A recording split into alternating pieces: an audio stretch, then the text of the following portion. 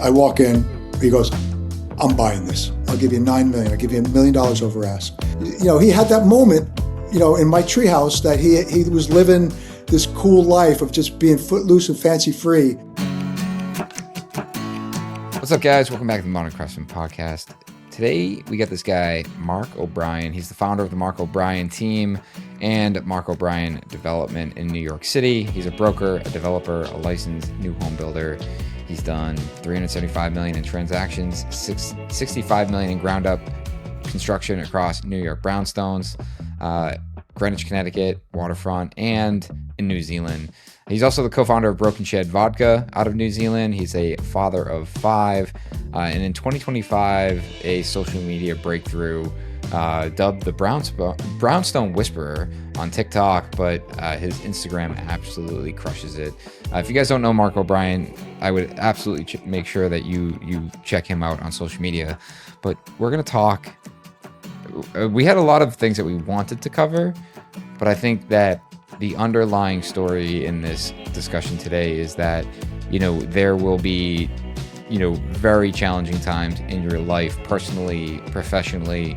But if you can zoom out and just make sure that you're having fun, you know, everything kind of works out the way it's supposed to work out.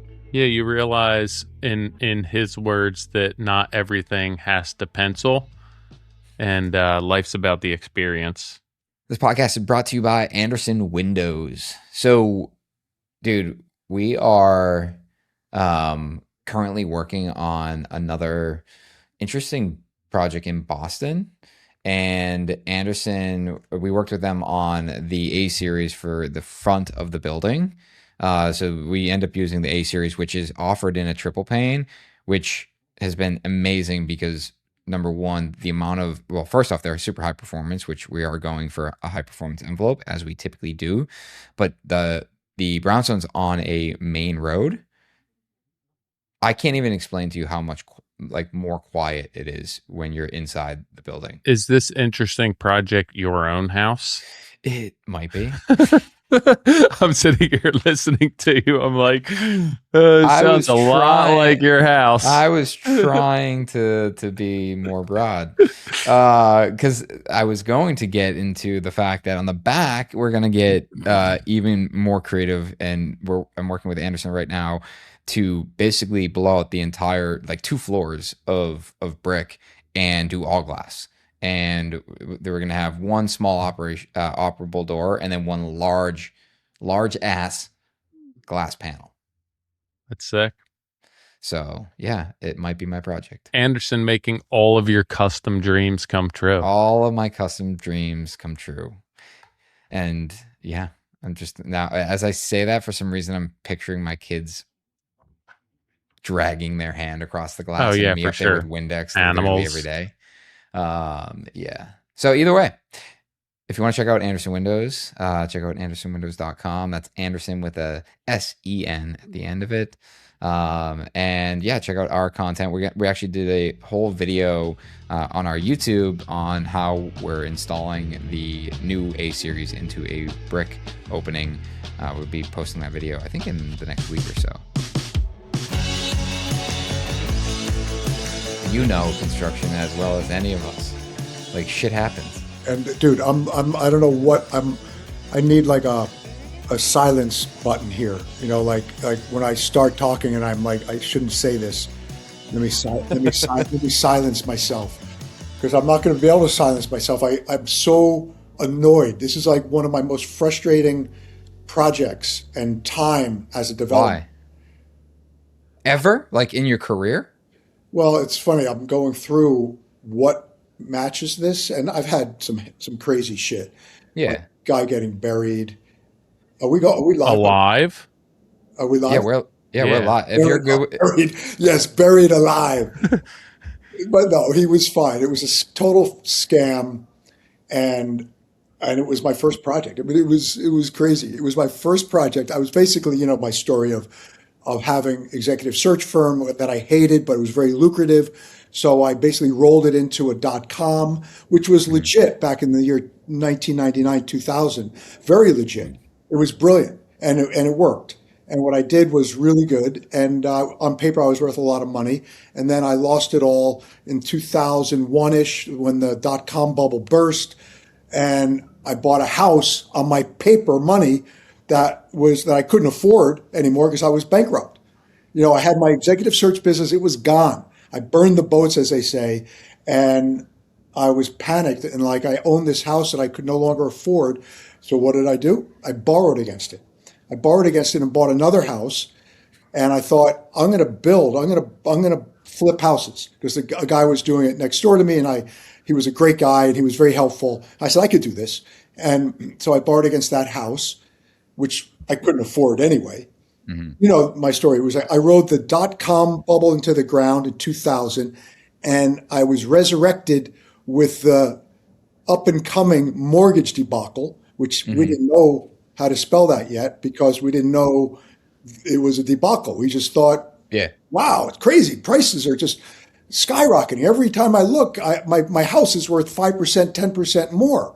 And I call my mortgage banker, who's now in jail, and I would say, can I get more money? And they would be like, sure. Yeah.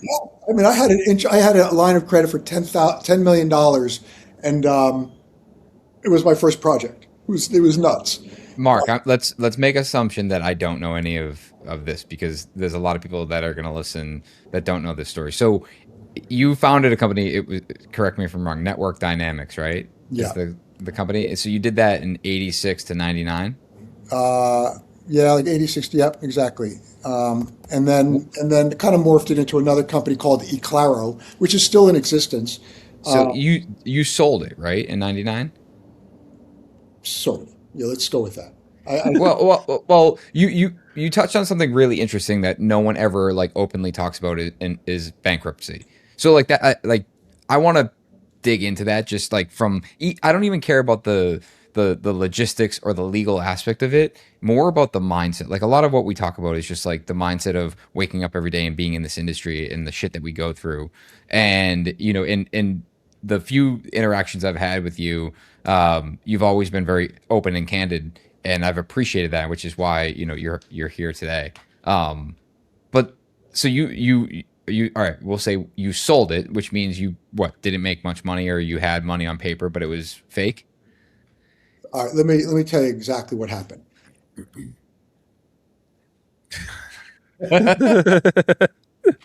I was like, shit, he's talking. Too good. That's good. So anyone listening to the podcast, he's miming as if he's talking, and audio. I literally, my heart sunk. I was like, no. Oh my God, his mic went out this time. Last time he was in his car. Like, can I do it like this? Yeah. So, yeah. Look, it's. I think it's a story worth telling, and I legitimately could say that I sold it, but I sold it for pennies on the dollar. Sure. To really make good with some of the people that were involved that were good people, which they were all good people. The people that I learned a lot about venture capital. Venture capital is horrible, right? They invest in, let's say, 10 companies. And like, I don't know anybody, like my vodka brand, we're raising money, talking to venture capital, or just raising money is a pain in the ass, period. Yeah. And it becomes a full-time job. So, but back then with this scenario, the venture capital or venture capital in general will have 10 plays, right? 10 companies, and you're one of the 10. And they know 8 of them are going to go out of business, or maybe all 10, or maybe half of them, if they're super lucky, which would never happen, that they'd be 50%. But they know they're going to, some of them aren't going to work, and people are going to lose all their money. So you get a venture capital when you're young and aggressive and like you're, doing deals, and you're like, all right, somebody is buying into my company and they believe in me. So, I had my brother, my father, I had, people, a friend put in 25,000 here, 50,000 there. That, was a lot of money for them, for sure. It's certainly in the year 2000. So when it goes upside down, the venture capital is like, the venture capital put 2 million in, or no, I'm sorry, 4 million, let's say. And friends and family put in 100,000. So not a lot relative. So venture capital puts in real money, but still the damage is that they don't really care. So when you go upside down, your friends and family and you, so I lost $1 million in that. My friends and family lost their money. And I did everything I could to hold the company together. So look, this is a good story for entrepreneurs. I morphed it into a company called eClaro. If you thought about it long enough, you might be able to figure it out. But it basically was a minority-owned business. I had a guy working for me that I hired as my CFO or COO. I think it was a CFO. Or he wore several hats, but he was Asian, and there was all of a sudden this like bomb exploded, and like how do we save this? And one of them was, let's make Sung, the CEO, part owner, and call it minority owned. And it legitimately was, and we legitimately were doing a lot of programming. It was my executive search firm, right? Executive search and contracting business. So I had contractors out on billing, and we would take some stuff and outsource it to India. So it was legit a minority owned and operated business, and still is. And we were working with big companies like EDS and IBM, and still are. I'm totally not involved anymore, but so it filled a void. They needed to give certain amount of business to minority owned. I was like, the dot-com bubble burst, and we developed this cool system where we aggregate people and aggregate jobs and put software in between it to match these two databases, and then to do a bidding system for these two databases so that we get the best price for the best contractor, and the contractor gets the best deal at the best, so it was brilliant. It was all, when everything was being automated, it was like the automobile. When we went from riding horses to automobiles, it was very cool. But it fell off a cliff for about 2 years, and I'd spent $6 million. We were raising 10. We spent 6, and we had 4. We raised 4, spent 6. We were going for 10. And it was, the venture capital were like patting us on the back. You guys are doing great. More money. Spend more money. I want to see more neon signs. I want to see more of your company on taxi cabs and billboards. So it was totally, counterintuitive to me. I was like old school bootstrap. Yeah. But this was the new world. And am I going to be left behind in the new world and be like that curmudgeon-y old guy that's like, I'm sticking to my guns? I should have, but I was like, wow, this is fucking great. And it was exciting and fun. All of a sudden I was having fun at this business, and it was worth like millions. I had the CTO of Merrill Lynch, which is, funny, say to me, "You're going to be a very wealthy man." And I was like, "You think so?" So it was great. And look, I mean, I could defend venture capital and say they helped me have a great experience. So the problem is, with an entrepreneur and somebody like friends and family investing, the entrepreneur gets a kick-ass experience, whether it's positive or negative, even from the negative. So I took all that negativity and I rolled it into my next venture, and I'm still using it. So, the entrepreneur wins, because even if they lose, and I always say, and everybody, it's like cliche now on social media, take risks. Your failures are your biggest learning tools, which is true, but I'm kind of tired of hearing it, and therefore I shouldn't say it anymore. I'd be tired of saying it, but it's very true. I learned a lot from that debacle, and my brother, who put in $25,000, didn't learn anything. He just learned, I'm never doing that again. So that's the problem with venture capital, friends and family. You don't see around that turn, because I would say I put $1 million in, and they'd be like, "Oh, okay." He put him, and I wasn't a really rich guy at all. I really wasn't. I spend every penny I make. I really do. It's embarrassing because I'm in real estate, right? I'm a broker as well, and I see people's financials when they buy a condo or co-op in New York. I see how much they have saved, and I'm like, holy shit! Am I crazy? What am I thinking about? I got to really start saving. I'm 63. Was any of your friends and family able to recoup any of their investments, or was it like wiped? Gone. Yeah, gone. So like what did that do to your like I worked for a family business growing up, business quote unquote. It wasn't really a legit business, but like it sullied and tarnished a lot of my relationship with my own family, some of which was financial, some of which was just emotional, everything else. But what did that do for your relationship with your friends and family? Thankfully, it was salvaged, or it was fine. It was very fine. I guess, how do I put this? I don't know. I'm always involved, and I'm always thinking about my friends and family and trying to help when I can and do what I can in intros or, whatever it may be. I don't know. I should probably shut up, because if they hear this, they'll be like, what did you do? Yeah. Yeah. You But did nothing for us. yeah, you did nothing. I You put told me about that 25,000. great coffee shop, Mark, and that was about it. Right. But I think I like to try to brighten their day by being like, don't worry about it. We'll make it back. Anyway, so I don't know. Yeah, that's a tough one. There's no good answer to that, or I don't have a good answer to that, other than, I don't know. It was bad, and I suffered the most. Again, What I was learned like what went wrong? Like what ultimately like It was, yeah, a great question, and thank you for saving me, because I would have hung up and would have been like, wait a minute, I got to tell people, yeah. I didn't execute. There was no, and this is going to lead into how this Yeah, whole conversation started. There was sure. no execution problem. Like we were doing everything right, relatively speaking. Hmm. We were listening to our investors, who were supposed to be smarter because they've got their hand in a lot of different pies, and the market just changed. It was like it was a .com. It was a .com Sure. bubble Yeah. that burst, but we all know it never went away. It was just timing. It's Yeah. timing, right? In real estate, timing is everything.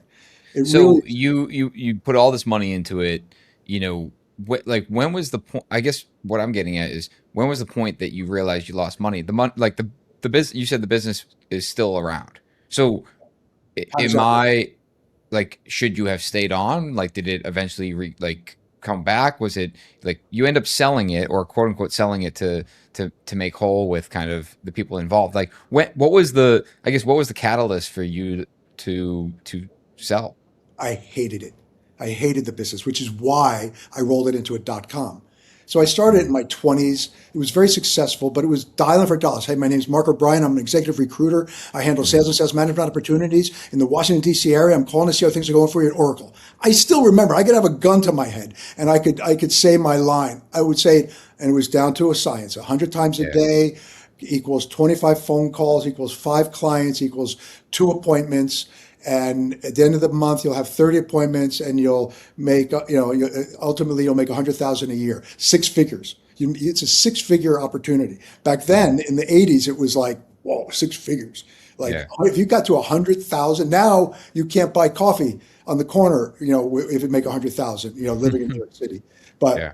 right. So let me see if I got the question. So I really didn't like the business, which is why I morphed it and rolled it into, which is the right thing to do. Like Yeah. I'm not going to and it's a hard business to sell.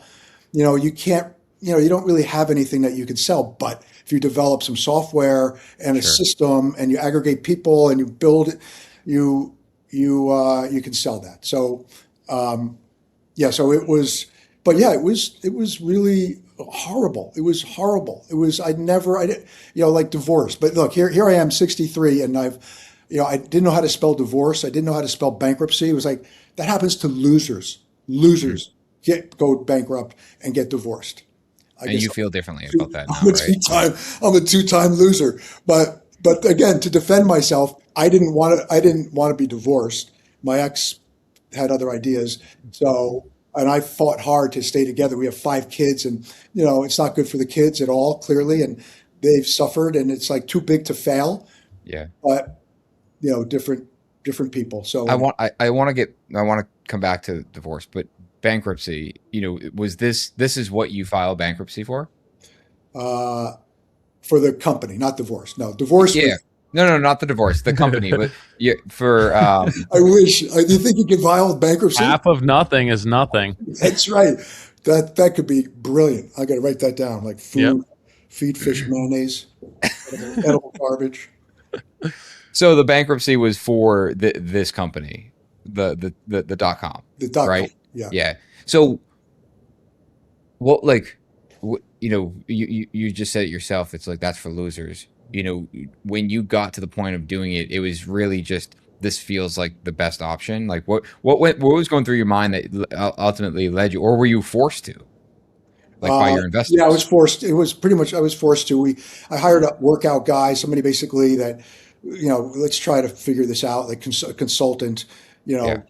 Bain or where was he from? But anyway, and it was too far gone, and the bottom really fell out for 2 years. I mean, the lesson I learned, and again, in my defense, we did we were kicking ass. Yeah. It was really a good idea and a great Hmm. execution and good system, and it worked. And until nobody believed in it anymore, so therefore Hmm. we couldn't raise any more money.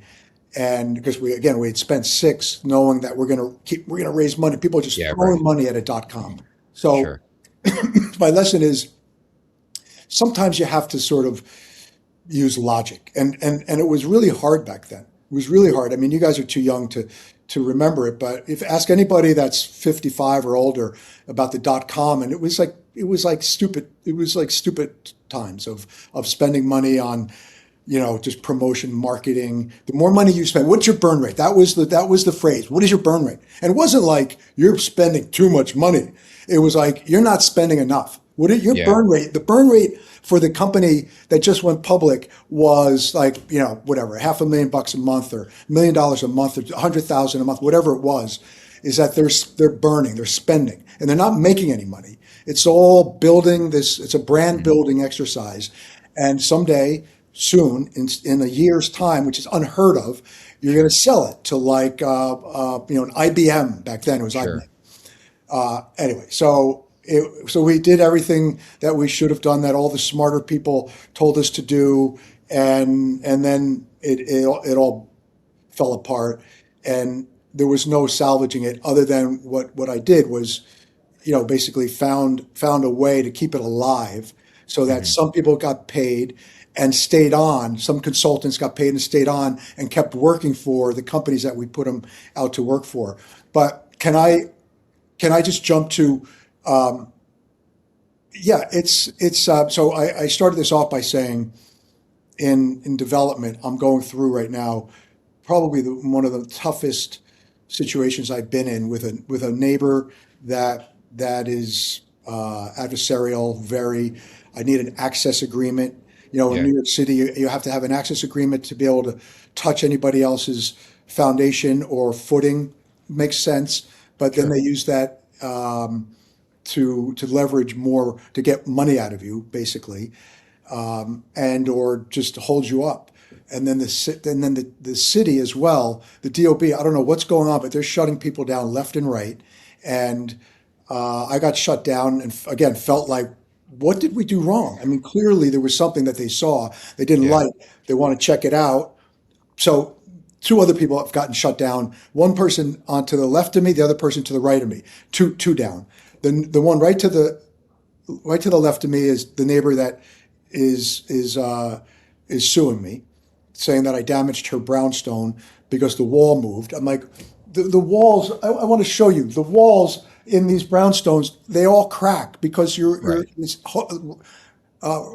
row housing. You're 8 inches Yeah. away from your neighbor. I've got 4 inches of brick. She's got 4 inches of brick, and you got 8 inches between me and them. They're working next door, and I get bricks falling in my fireplace. I'm like, what are you guys doing? And and I get it. I'm a builder, right? So Sure. it's difficult. So anyway, a neighbor can just call 311 and shut you down, and Yeah. keeps complaining. The DOB, it's fine. So they shut me down, and they want to see what's going on. They look at 8 months. It cost me What? $25,000 a month, and they had me shut down. They were reviewing paperwork for 8 months. The guy on the other side of me, 9 months. He just got reopened. He just got his stop work order rescinded. He was shut down for 9 months. And I'm like, what happened? I talked to the GC and the owner. And the owner would say the GC sucks. And he, nothing. He said, just bullshit paperwork. And then they just sit on their hands and they just take their time and it costs. So everyone says, why is real estate so expensive? Because of all the things you don't see. It's not in the kitchen or the primary bathroom. It's underground in drainage, as you know, drainage, dry wells, or it's in lawyers defending or trying to get an access agreement, or it's in the bank, or it's with the I was investor. gonna say, I mean, that's like from my side of like doing, our 45 White Oak, interest, like the money you spend in interest. And it's so interesting because I had a gentleman come through our project and he also does development way bigger than us. And we were chatting and he was like, hey, what's been your biggest lesson, or like, just asking like, how's it been? I'm like, the interest carry is just like insane. And he looks at me, he goes, you have a bank involved? I was like, yeah. He goes, oh, I self-fund all of our own projects. I'm like, yeah, that's the difference between you and I. Like, Yeah, you have $1 billion and I have no $1 million. yeah. Like, Cash is and he, king. and Cash is he's king. No one knows what that means until no, but until you do this, and like, and that's what I said. I remember sitting down and I went back, and I'm like, dude, that makes so much sense. Like, he builds these, tens of millions of dollars worth of properties, and he just sits there and waits for it to sell because there's no burden. I mean, there's just, you don't have that much of an incentive to, if you're not financing or borrowing money, it's like, all right, if it gets hung up for a month or two, my carrying Right. costs mean nothing. Meanwhile, it's like it's like every month. If I slip into the next month, it's like, damn it. Yeah. Like, it's every single month, right. and it just doesn't stop. And I've broken it down to per day. It cost me $700 a day. So when my guys don't show up because they want a long weekend, Yeah. I'm like, who's going to pay the $700 to my investor? You, Mark. Yeah, right. So it's brutal. And again, I started off this, we got into the bankruptcy and divorce and look, now it's this, you just have no control. It's the stuff you kind of have no control over. Yeah. Loss, somebody suing you over bullshit. They live in California. They don't even know what they own. It's just frustrating. I don't know what the answer is, but first of all, just the red tape. So the DOB, and then I go to DOB myself. I get so frustrated with my architect. I was like, what can I do? I am not accepting this anymore. I get crazy. And he's like, well, there's owner's night on Tuesday night from 4 to 6. And I go, it's wow. It's eye-opening. The Mickey Mouse circus down there. It's just like, I don't know who care what side of politics you sit on, but and I know these days it comes down to a phrase. So if you say a phrase, you must align with that person. But all I know is that the swamp is the culprit. The swamp is the culprit. There's just been so many layers upon layer of process and bureaucracy and It's crazy because, like, I mean, we get asked to build in New York constantly, and like don't pass them to me. I'm not interested. That's what I was going to ask you. Like, why do you continue to beat your head against the wall? I think he loves it, right? That's it's funny because people do say that to me, but I think this is interesting. My first project that we talked about a little bit, where it was horrible. It was horrible. A guy got buried, and it was a hack. It was a scam. He got some dirt fell on him. All of a sudden, everyone's yelling, and I'm carrying him to my car to bring him to the hospital. And the nurse goes to me, like, I said, "Is he okay?" And the nurse is like, "You know what's going on here, right?" I was like, "Yeah, he got hurt. I guess I don't know. I didn't see it happen, but I was on the other side of the house." It's like, he's going to sue you. This is The nurse said that? the nurse. Yeah. And Wow. and he did. And I didn't have proper insurance because it was my first project. I was like, I'm going to be there every day watching what could go wrong. I'm going to be the first one there to let people in and the last one there to sweep up as you do and let them out. What could go wrong? And make sure that they have insurance. So, that was and so anyway, to answer the question, on my first project, a smart, wealthy friend of mine, and this was in Greenwich, Connecticut, goes to me, so you're not going to do this again. I was like it was my first project. I get sued by a kid that says he can't walk, and this guy was like, so you're never doing this again. And I was like, I looked at him really like, why not? Like this is like, so yeah. So I got 5 kids. My 11-year-old had cancer. She, knock on wood, she's fine now. She had ovarian cancer, which is really crazy and odd at 11 years old.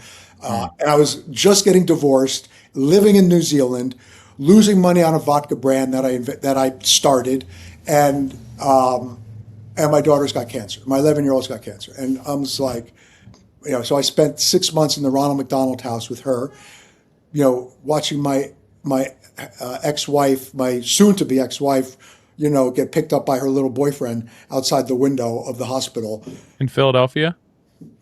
in New Zealand. Oh, No. there's a Ronald McDonald House there. Yeah, it's a great organization, by the way. That's sort of my go-to charity is Ronald McDonald House. Amazing, amazing. You talk about depressing. You walk in there, you see little kids with shaved heads and little U shapes from brain tumors, and it's the saddest thing. I got chills just telling the story, and it was like heartbreaking. And then as you get comfortable, which is crazy, you get comfortable with that, and you realize how these people are just amazing that run these places, and see that every day, and help these people, immensely. But yeah, so I don't know. I think to get back to the question, I think it's it's just your nature as an entrepreneur, as a risk taker. And what I will say, because it sounds like, well, I ain't doing that. I'm going to go to work for IBM and get a 9 to 5. That sounds pretty good to me. But again, as the investor, unless you got FU money, the investor doesn't learn anything. The entrepreneur learns a lot, and if they got balls, they learn more and more. And it's the beauty of America. You have protection because America knows the value of entrepreneurs and self-starters, and that drive and enthusiasm. They don't want to kill it. They don't want to make people like, oh, there's no life after that death.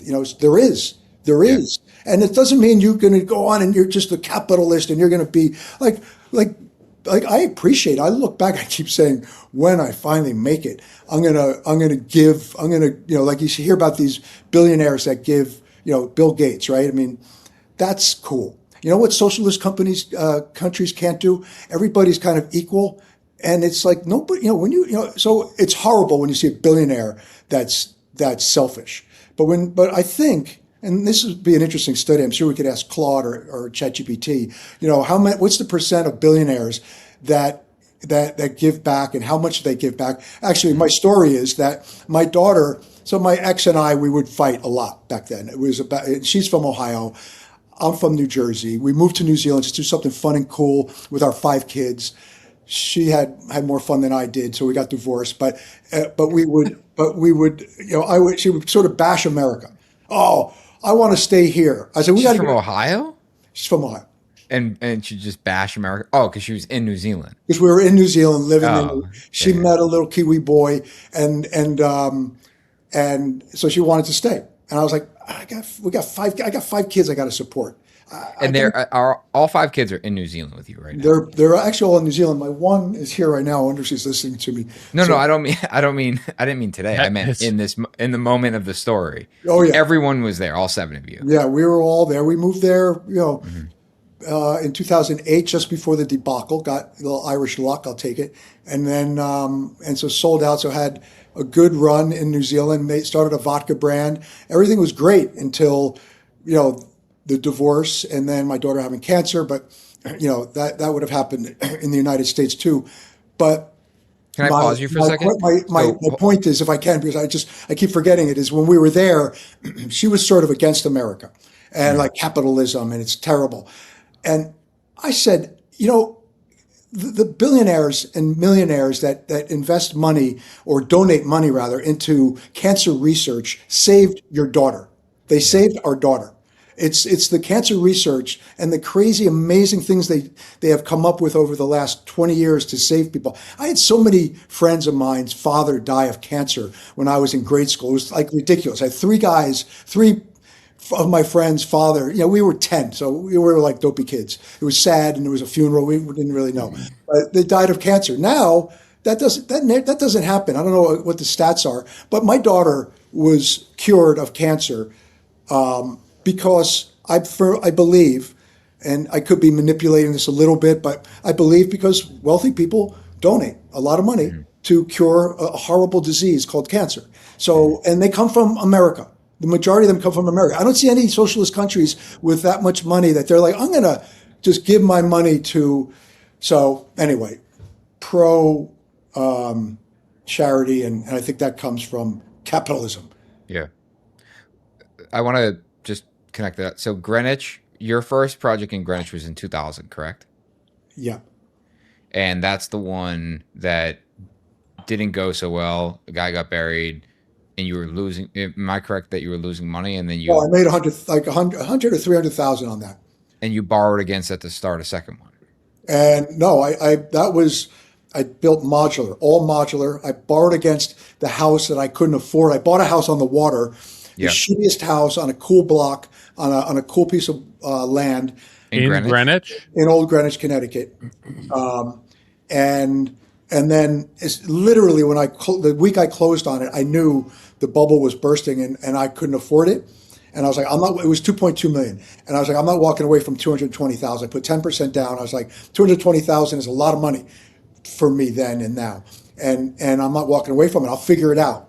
I was terrified. I really thought I could still save the .com that was going under, but you bought this while you still had the tech company. Yes. Right. I bought it. I still had the tech company, but barely. The tech company was on the edge. And then they were building a McMansion next door. I got to know the builder, and I was like, this is cool. This is fun. I can do this. I said, put me to work. I was 40 years old. I had 2.5 kids and like had no work. I actually saw my neighbor who I'm selling a place to now in New York City. They moved to San Francisco, but they're buying a place in San Francisco, but he does very well. And I would sit there in my basement, cinder blocks and a washer dryer, like, and look out my window. I'd see the water and I'd see him hitting golf balls into the Long Island Sound, like at 1 o'clock in the afternoon on a Tuesday. And I'd be like, fuck, what the fuck is wrong with me? What year was this? Lose my company, lose my house. I'm seeing him hit golf balls. I'm in Greenwich, Connecticut, where only losers, are in these situations. I was so. What year was this?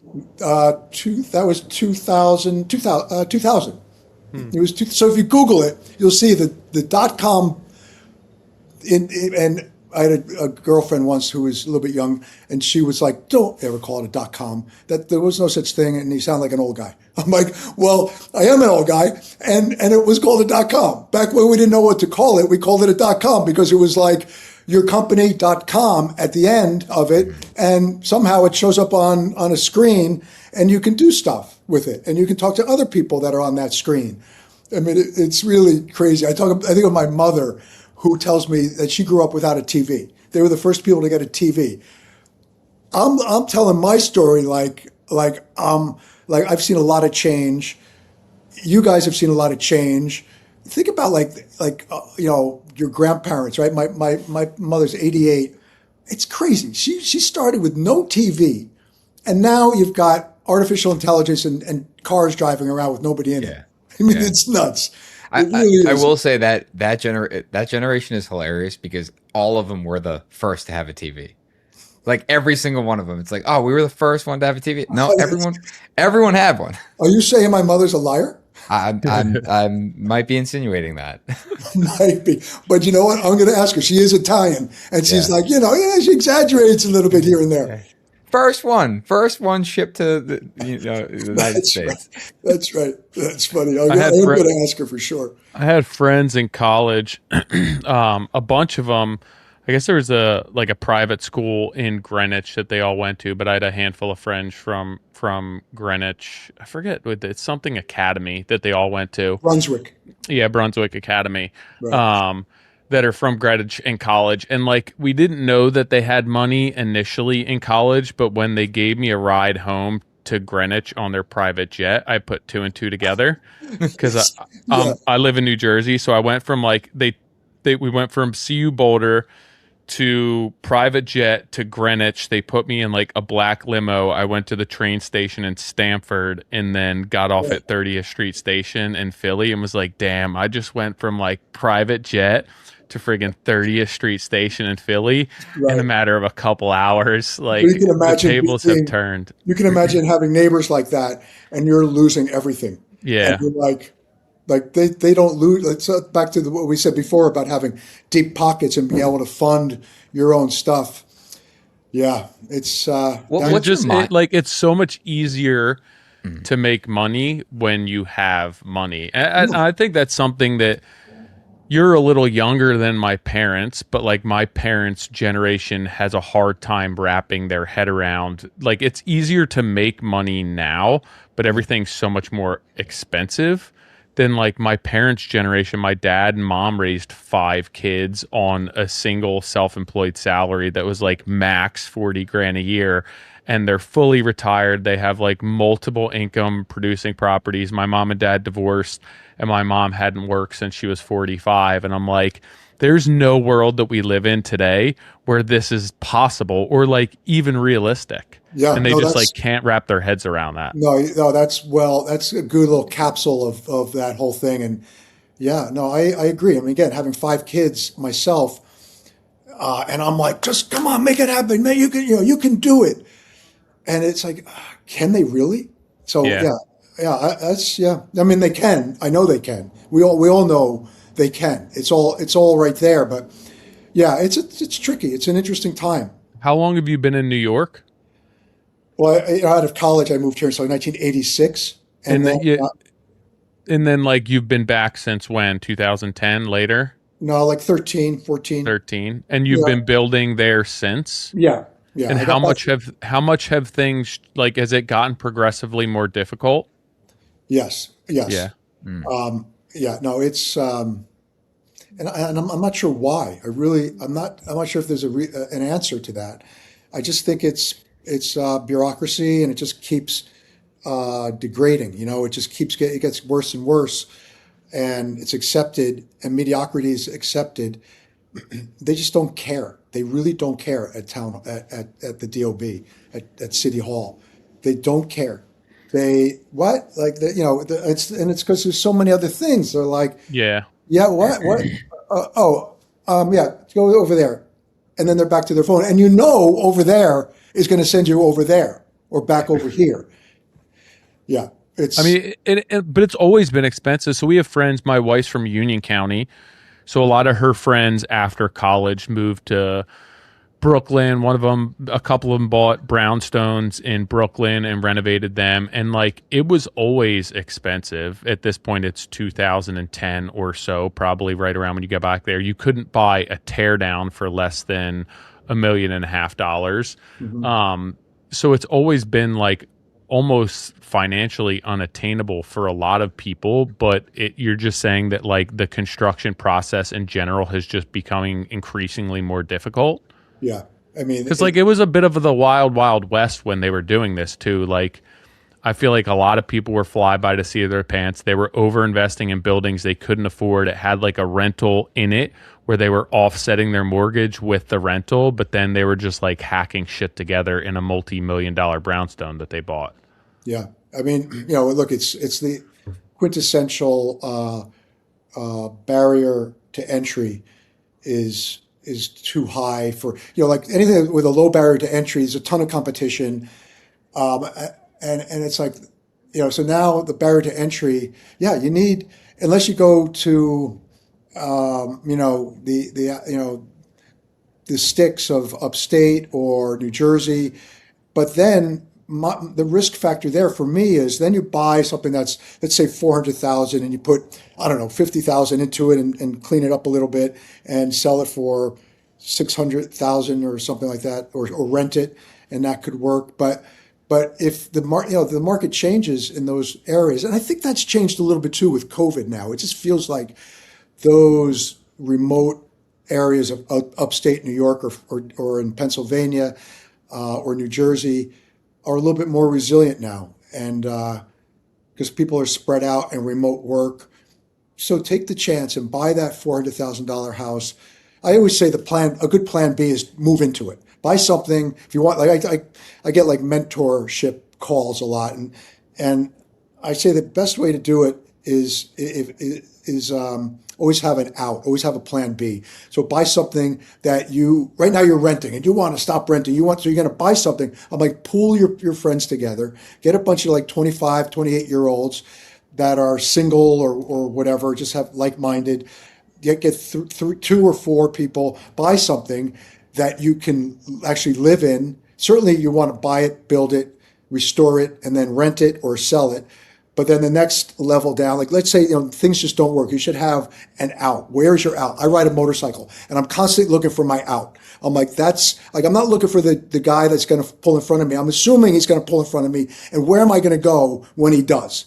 So I'm like, look for your out, and it's move in. It's the 2-year shuffle. The best way to do this business is buy a house or a piece of property.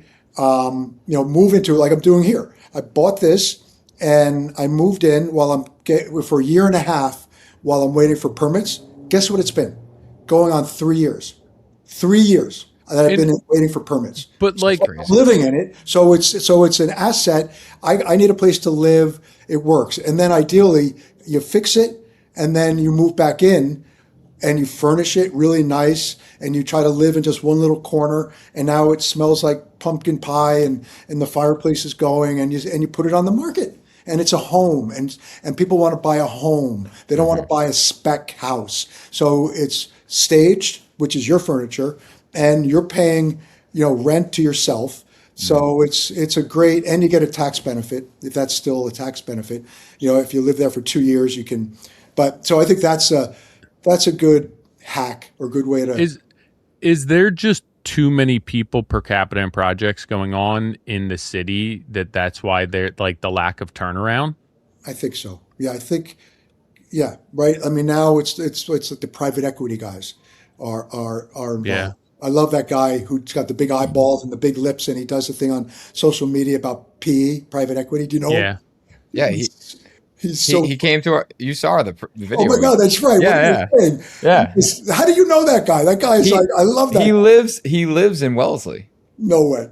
So like we were literally DMing, and I was like, come see White Oak. And he's like, dude, I'd love to.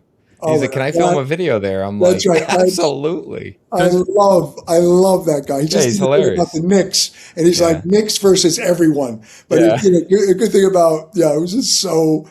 That guy is so funny. Anyway, so I think private equity PE guys are now involved, right? And they're buying houses. So I don't know. The PE thing is so interesting. Like for a long time, I just didn't understand it, and I was just at a business conference, and part of it is, part of the discussion was, basically building your company into a saleable asset, whether you sell it or not. It like the intent is to build a really valuable company. So either A, you have it and you feel good and it's profitable, or you have the opportunity to sell.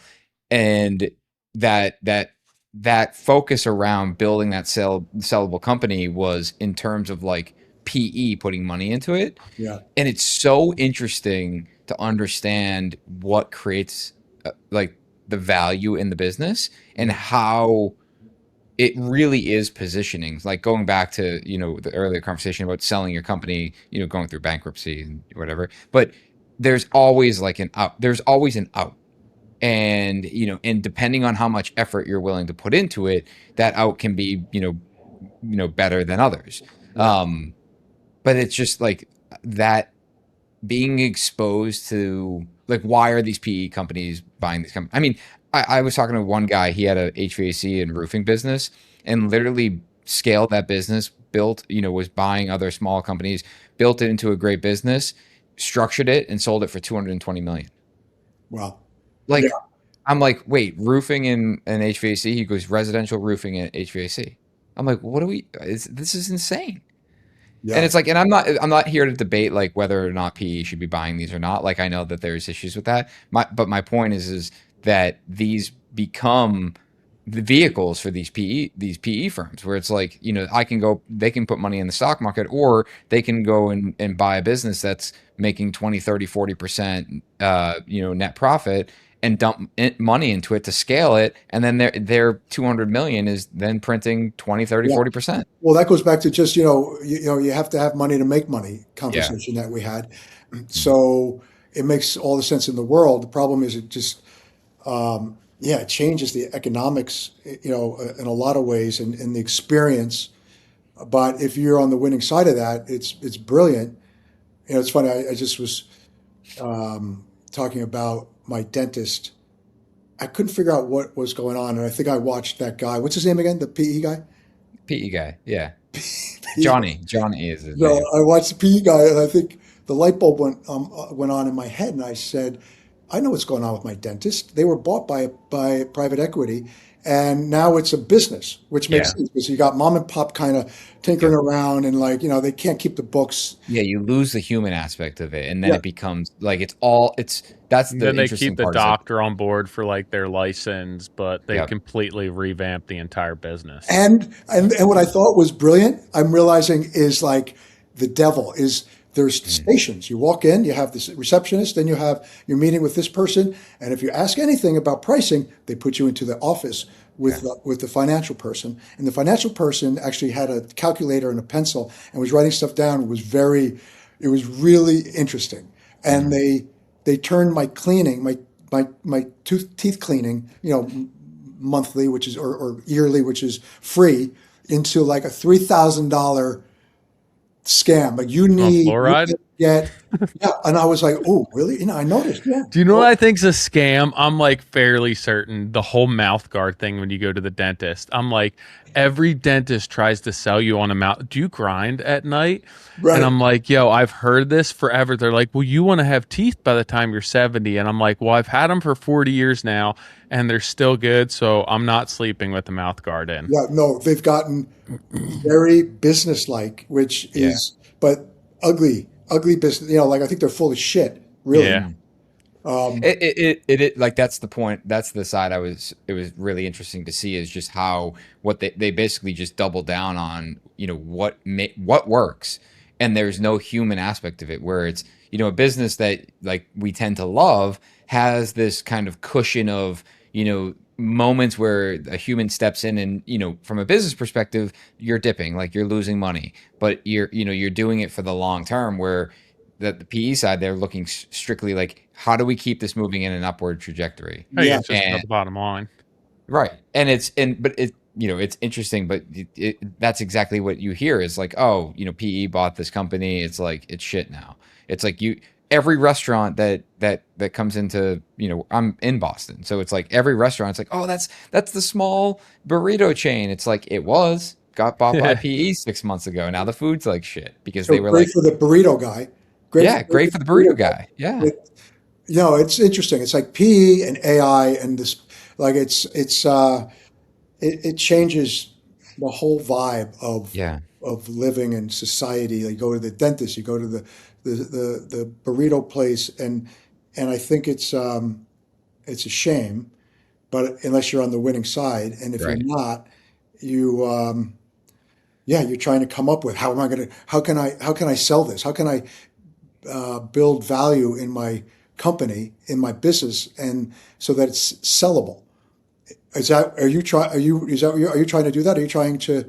No, I want to build a profitable business, and I mean, like, don't get me wrong, I want to be wealthy. Like, I'd love to make a bunch of money and create, enormous wealth, or at least move in that direction, Yeah, and understand what it would take to build my business around that. Spending time with this team, and talking about it, and just specifically around my business, it opened my eyes up, in terms of like the simple things I can do to be more profitable as a business, Mm. but not in a way where it's like, hey, I need to sell this for $100 million like in 10 years. Like that's, while I like that could be obtainable, it's just not what my goal is. yeah, My goal is to, I'm very passionate about building, I'm building this spec house for an enormous amount of money as a huge risk and kind of more of a middle finger to everyone that told me I couldn't do it than anything else. Yeah. And Well, that's the beauty. I love that, and that's what PE takes out of our. yeah, they would look at that like, kill that, don't do that, Yeah. do this. Because This is it more doesn't make profitable. sense. It's too Yeah. risky, right? We've done the analysis. It doesn't Yeah. pencil. I always joke now with people that if I hear one other person, one more guy tell me it doesn't pencil, I'm going to stick the pencil up his ass.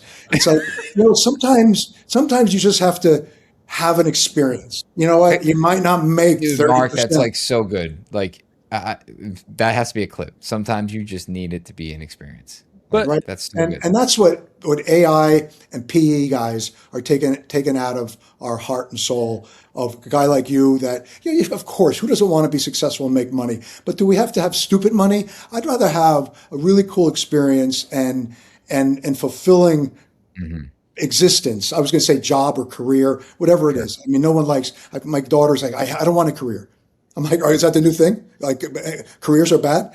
How about you pay your bills? But you call it dog shit if it pays your bills, and I don't have to pay your bills. But it's I just want to like have fun and be responsible and be able to support my 5 kids and give to charity and do fun stuff and just be like a good society in America and get countries that think we're like money hungry pigs to stop thinking like that, because it's not true. It's totally not true.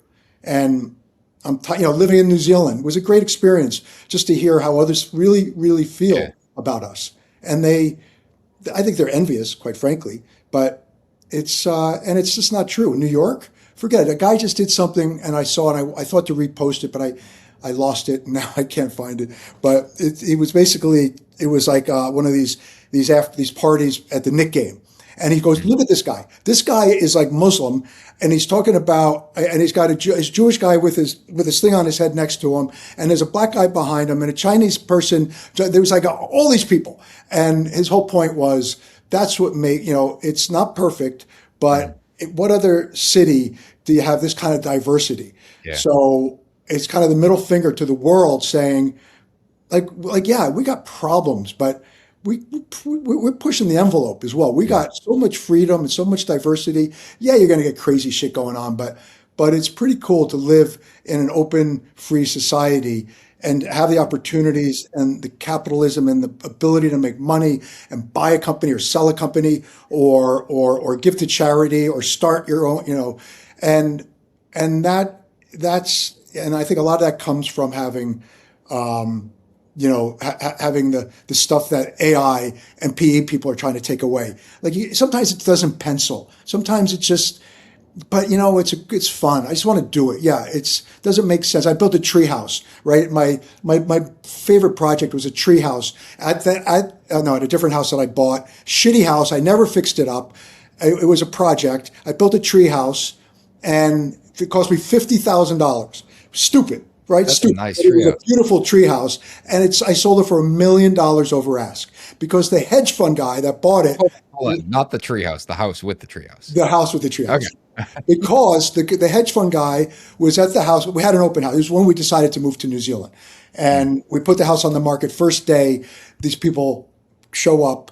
And they got the kids. We're down on the beach. It was this little beach on the Long Island Sound. And I built this treehouse right there on the Long Island Sound. And I'm like, where's your husband? And he's like, I think he's in your treehouse. So I go up to the treehouse and he's sitting at a partner's desk. I built it for my son or my kids to be a bedroom for my son. And he was afraid because it would move. He's like, this guy's moving. I can't sleep here. I was like, you'll toughen up someday. But all right. So I made it my office. And actually, my bookkeeper would come over, and the pencil would roll back and forth as the thing. And she actually left. She was at one point like, I can't do this. Just send me all the files, and I'll do it at my office. I think maybe it's me. But anyway, so I walk into and I made it my office. And it was my partner's desk, looking at the Long Island Sound, super cool. And the guy the hedge fund guy is sitting at the desk, and I walk in. He goes, I'm buying this.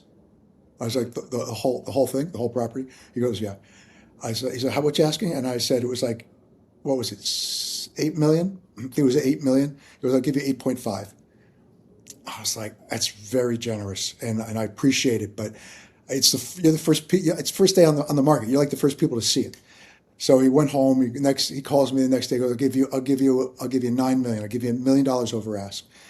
And I pushed for more. And he was like, look, dude, Listen, buddy. I'm a hedge fund guy, so I appreciate you pushing for more, but come on, I work for my money too. I'm like, yeah, but you make a shitload, and don't take any risk. So give me a little bit. No. So he said yes. We accepted the offer, but it was because he was Yeah, living his Tom Sawyer days in my treehouse. Didn't that's care amazing. about anything, and just was like, oh, this is so. What was the point that you gotta have these experiences? Even that Yeah, guy, he had that moment, in my treehouse that he was living this cool life of just being footloose and fancy free, and it's got its place. Without that, it's like artists, right? It's like the whole yeah, art world. They hate all of this stuff because but anyway, our artists are extremely important. And it took me some time to understand that fully. But I mean, of course, I appreciate art. I've done some acting in my days, but right, music, movies, comedians, painters, just yeah, AI and PE guys are trying to take that from us. Don't let them. I think it's funny that we're all working so hard to basically create this simplistic lifestyle where it's like that dude just spent $9 million to have a treehouse where you could be basically a step above homeless and have that and not have to spend $9 million on it. Yeah, It's yeah, like that's what we're all chasing. We're working more to have less. yeah. No, yeah, right. It's twisted. Do you think it seems as though most of what you've done at this point you use the term bootstrapped. Do you feel that like it's possible for you in business to not bootstrap something? Like especially with your past experience? I mean, you mean at this point, or Yeah. generally Yeah. speaking to people? Yeah, that's a good question. I think at this stage, you get to the point where you know a lot of people, and that's kind of the goal, right? Is through your journey of building a business, a career, a life, you meet a lot of people, and I always tell my kids to, expand that, and it'll give you more optionality in life. So now I have people that would invest and and yeah, should I bootstrap it and do it myself? I think I've learned also to diversify a little bit, and now I have 5 kids, so I'm not going to be like pounding my chest like I can do this on my own. So, and I've learned some hard lessons to be smarter and don't try to be such a bull in a china shop. So I think it is. I think the short answer is it's harder for me to want to bootstrap something, Hmm. mm, but I think it's the best. It's the best yeah, way to do it, right? It is. And I think it's something that often I don't know if it's being younger or just being driven or having that entrepreneurial spirit where you desire and almost lust for doing something on your own and I made this and this came from nothing and will and hard work when in actuality it's sometimes that's just very tiring. And there's other people who can make your life easier or help you out in some sense, but there's far less things that are as gratifying as being able to bootstrap something on your own. Well, really well said. No, yeah, well said. And it's funny because I just did something for Corn Ferry. So, my original business was executive search, and Corn Ferry was sort of the pinnacle, was clearly the pinnacle then, and they still are, I think. And so I wanted to build my business like a Corn Ferry. That was kind of my vision. And so I just did something with them as a brand partnership. And I talked about go high, go low. And I said, there's nothing better than like shoveling your own driveway or fixing your own fence, or you're fixing my truck and getting in there and undoing something. And like, wow, I haven't done this in a long time. And it's satisfying. And you know what I do also? And recently, when all my drama, I was shoveling. I shovel, and typically I maybe hate to say it, but I would pay the super next door at, $20 or $40 to shovel in front of my brownstone, this townhouse. And I shoveled. And then I was walking down the street to go to the gym. And I saw an old lady out there shoveling. And I said, "Do you need help?" And she's like, "No, I don't need help. But if you want to help me, you can." She's New York. classic grumpy old New Yorker. So I helped her shovel, and I was really bummed out. I went out to shovel my thing because I was like, I got a lawsuit, I got shut down. I'm like, what the fuck is going on? Like this, like I've been doing this too long for this shit to happen. But again, I really don't have any control over it, and shit happens. This is life, right? And that made me feel better to shovel my thing and then shovel hers.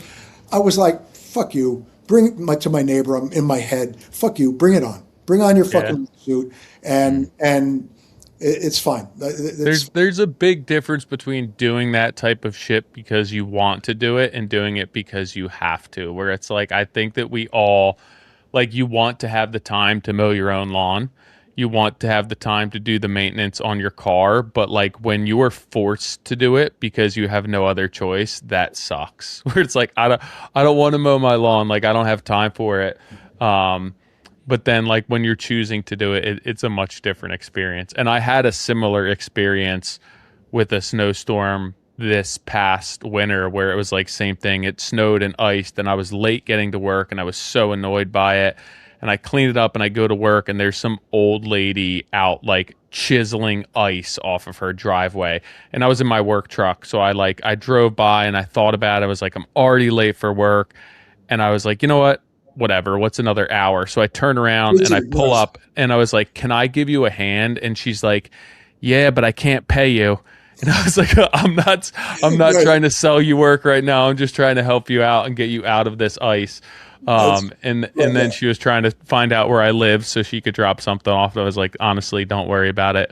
But it did change my whole perspective of the day. And even I drive by there multiple times a week and I'm like, there's Cynthia's house. And it's one of those things where it's like, it did change my perspective of a lot. Yeah. And look, it's all like pretty privileged, what they call it, first world scenarios, right? Yep.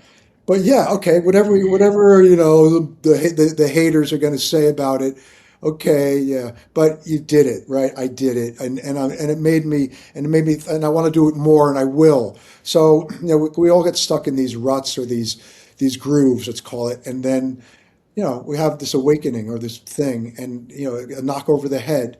And that's the world we live in, right? Everything is we're so efficient. We get nothing. I feel like I get nothing done. I'm so efficient these days. I don't know which thread to look for. What am I looking at? WhatsApp or what's the new one? I've got a manager now that's got me on, I don't know, Sprinkle, Slack, Tinkle, Slack, Tinkle, Tinkle.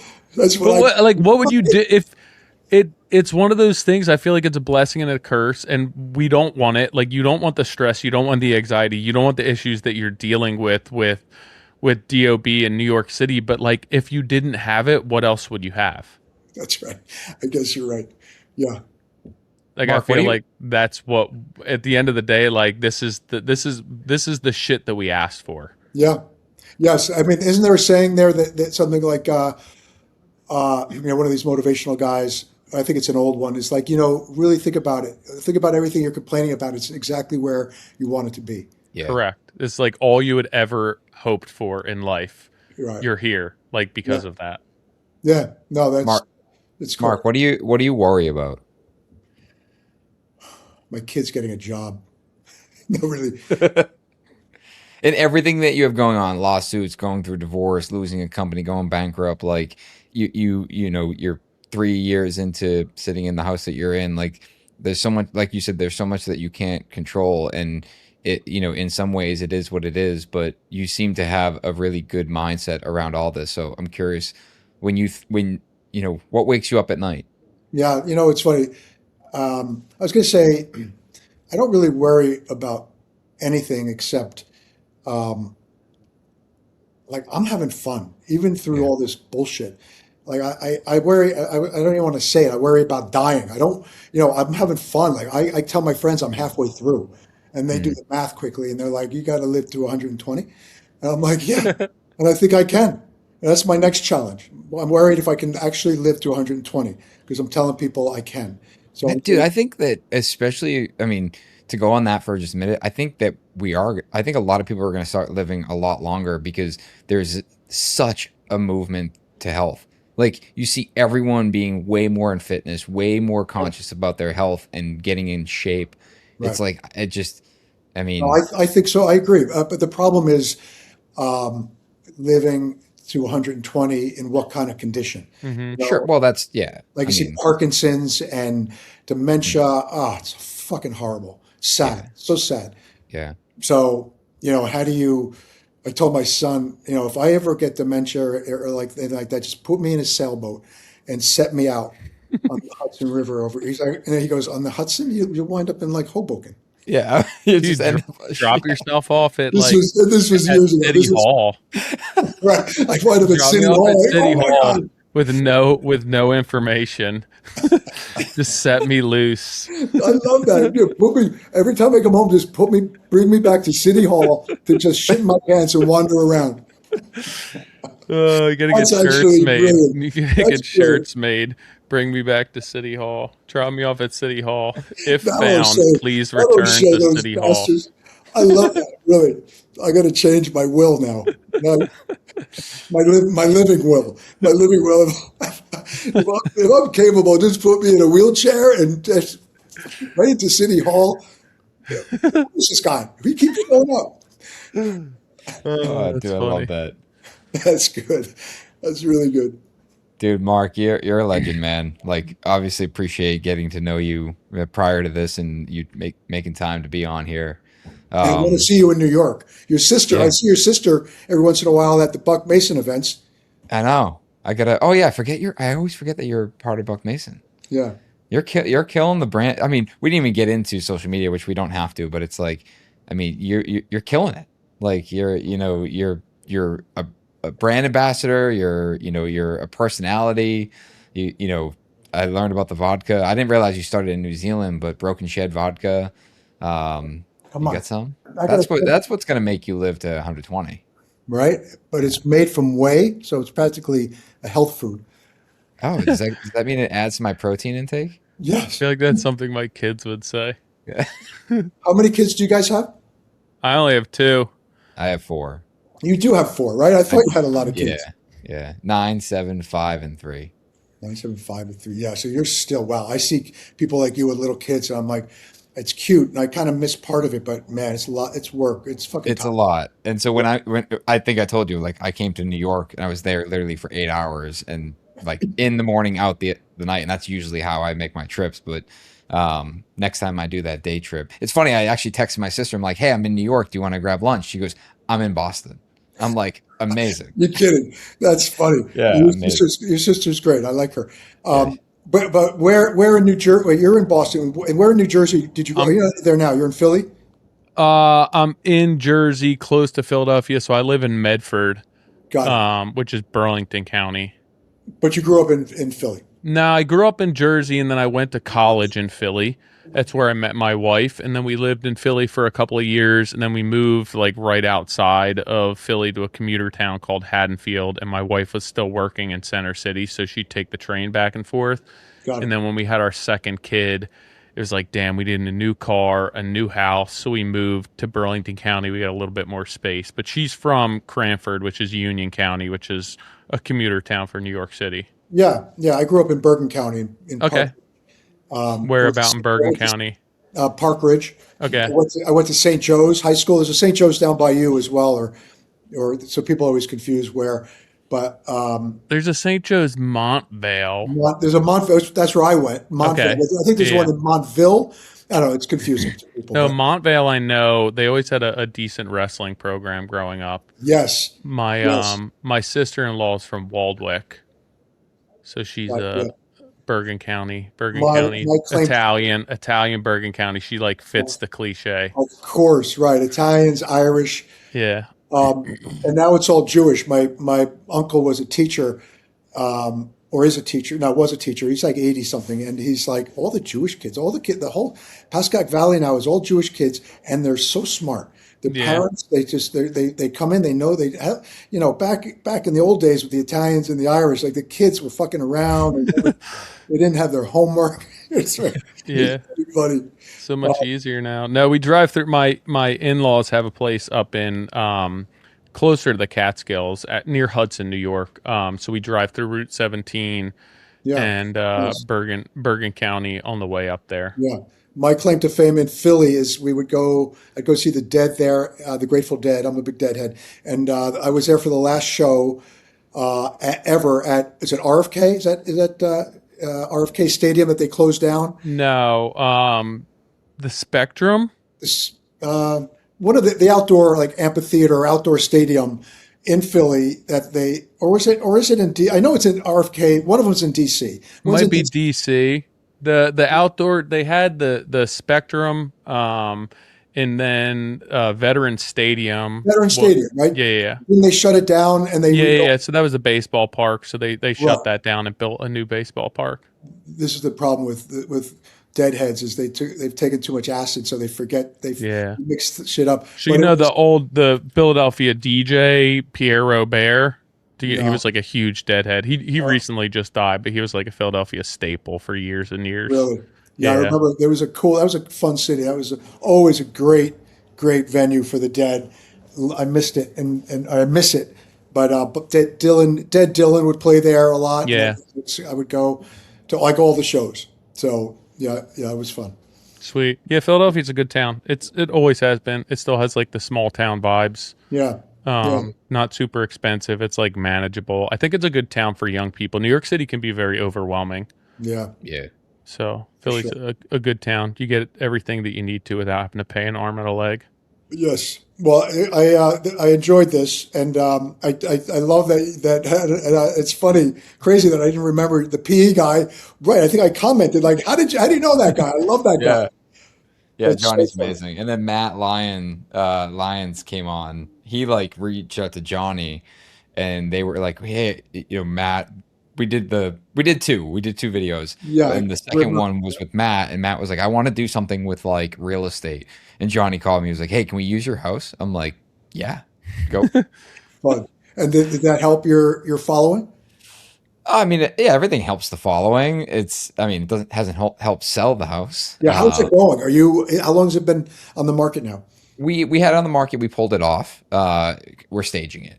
So, the so we're staging it because like we realized that people just don't have an imagination. I knew that going into it, but I was struggling with staging companies because the furniture just doesn't make sense. It's fucking expensive. It's like, what is 40? It wasn't even truthfully, Mark, it wasn't the cost. It was the fact that staging furniture, like the staging furniture is ugly and it doesn't fit the house and it would do the house a disservice. Yeah. So Vincent, the architect, who's, Brooklyn, we knew that we had to stage it for the architectural photography, but we knew that that was going to time differently. And long story short, we pulled it off the market. We said, fuck it, let's just stage it with the architectural furniture. And so this stuff is literally being shipped in from like everywhere around the world. And it's just like every day furniture is I'm like picking shit up at Logan Airport. Stuff's being dropped off in freight, like Belgium, Denmark, India, like just Germany, everywhere. So that's in progress, and we will be 100% next week, and then it goes back on the market. And do you wish you had done it sooner? 100%. Yeah, I mean it's costing me a fortune holding this thing, but to your point, like this is an experience, and and just like Tyler and I talk offline a lot, and it's just like, dude, this is just too much, and one of the things that it's hard to have a conversation about and like explain the feeling, but when I zoom out, it's like, no, this is exactly what I wanted. Yeah. This is the experience I was going for. I'm doing it, and the only thing I have to do is keep doing it. Like, don't stop. How much are you asking for that again? It like our original ask was 12. We're probably He'll gonna cut you a deal definitely cut you a deal. No treehouse. for your kids. Yeah, that's right. No, I'm not buying anything for my kids. I got to get out of my deals first. It's got a treehouse. Yeah. So does it have a tree house? How much property? 0.6 acre. 0.6, 12 million. And do you have comps to support it? No. So Not at all. the most expensive on the block kind of thing. Oh yeah, by a lot. Our But not appraisal for the ex area, dude. There's like houses in that there's area. but not that have traded. That's the issue. Is like there's a ton of stuff that's been built that's 18. There's one around the corner that's she's got 35 million into her property so to date. But they never hit the market. Or if and the stuff trades off market. So, we actually went through a reappraisal and actually the appraisal came back significantly higher than it originally did, which was like a blessing. We were like, okay, so people see it. It'll sell. We are just being unreasonably um intentional with coming back to market because we need it. We need people to come in there and immediately understand the space and see it. What And are the the furniture, no's? What are the no's there? People walk in. What are the no's? Is it just money or the no the no's are specific to once there's a couple things. When you break over $10 million in the area, they expect to have more land. So like the more land is, I'm like, well, obviously I can't resolve that. Um, but can you so screen? Can you screen or put big it's giant trees in? yeah, the privacy is actually pretty good. There's one area that we're going to improve, but it's more just the fact that like they don't have land, which is fine. Like can't do that. There was one buyer that we don't have a first floor bedroom and we don't have an elevator. The elevator could potentially be resolved. However, it's highly unlikely because of the architecture, and the first floor bedroom cannot be resolved. So it's a unique buyer, And I ask because I mean that's what I just and I'm sure you do yeah, too. You try to say what eliminate all the no's. yeah, of course. When you're buying it, when you're designing it. And these are like this is the experience. Like looking back, like man, we could have done so many things so differently, and like if we had scaled things back and made our number 999, we would have sold it before it ever hit the market. Well, all right. So my story, I don't know if I've told you that is relevant. Um, when I first got back from New Zealand, I built a waterfront property. I put it on the market for 12 million, sold it for 7. Yep. Fucking hurt. It cost me Huh. 7. It cost me 7 to build it, and that might Yeah. be cheating a little bit. That's like my story of going bankrupt. Nobody Yeah. wants to admit that they lost money on a deal. I spent 2 years building it and needed money, and Yeah. I was divorced and Did it and cost you 7 to build at hard cost or plus interest? it was all in. I Yeah. was I was All interest. right. So you So you broke walked even. away zero. So I So walked away without making a penny. I actually brought my checkbook to the closing, Yeah, that's which the is best. yeah. And uh, and I think about it was on the water, but it was like a spit of land went out that way, and I was nestled in the corner. So I oriented the house so it looked out there. So you kind of put your side of your head to the spit that goes that way with 4 houses on it, each on a quarter of an acre. And yeah, fuck, you can't like that was the problem. And I had guys in, I had people in, brokers, like, what do you think, price opinions, and I knew all the brokers. And I was like, give me your real number. And they were like 11 to 13 million. So I said 12 million. Perfect. yeah. Fucking sat for a year. And, Damn. and, yeah, I mean, I don't know. It's, when there's a Looking back, big do you think no, that you could have done something differently, or right. what would you Well, that's why I what would said, you have done could you have differently? screened, can you screen out? I've seen a guy buy but they were like 70. I think he told me they were 70,000 a pop. Big, beautiful blue spruce trees that were sitting there. They were maybe 70 feet tall. They were massive. I mean, it was crazy that they trucked these in, Yeah. classic Greenwich, Connecticut, You Brunswick. think if you had done that, you would have got your number? Uh, I did like a cheap version of that, which is Yeah. why I asked you about the staging. Like, Yeah. I got 15-foot, what is it Yeah. called? Hemlocks or something like that. They're kind of cheap, ugly, Yeah. but they block and they're pretty big. Anyway, no, people at that point, once it got so far down the line, why is it still on the market? What's wrong with it? Oh, honey, look, he put big trees here to block the neighbor in my Yeah. $12 million house that can hear me fart when I'm sitting on the fucking on the back terrace. And yeah, that was like fucking. Oh, I'm still. I lose sleep over that. I wake up every once in a while thinking about the motherfucker who bought it, then busted my balls about all kinds of little stupid shit. Like I don't want any we're very private. Take everything off of your online stuff. And I Got it. didn't have my social media at the time, but like 6 months later, he goes, I see something on Google, and it just annoying. So Yeah. yeah, I wish I could give you like some magic silver. I mean, like every day it's it's an experience and I'm learning so much, and I'm the benefit I see of this project is how much architecture documentation we have, and what that will do, like from a publication standpoint. Like Yeah. that's my focus. Like, we want to sell it, I need to pay my investors, everyone will be paid back, hopefully we make a little bit of money, but my focus is like getting this is like literally my dream of being a builder, and I'm living it. And well done. So No, I love it. I love the footage on it and the detail. Yeah, it's really cool. Yeah, really cool. appreciate it. Yeah. Awesome, So Mark. Thanks, man. keep I appreciate keep having fun doing it. Whatever. that. You know what? Like, if anyone was listening to this podcast, like that is my biggest takeaway, is that you wake up and you're just having fun. Yeah, and like you said about you're getting great footage. I have a partner on this that's not getting the play that I'm getting on social media because he's just not, it just doesn't work for him. And I've tried to involve him, but anyway. But he's not getting that play, and so I look at, all right, if I break even on this project in Brooklyn, at least it really launched my social media. It really did. Yeah. Yeah. So yeah, so that's not nothing, right? Oh. Yeah. All right. When I get investment. to JFK, I'll have you come pick me up in the pickup.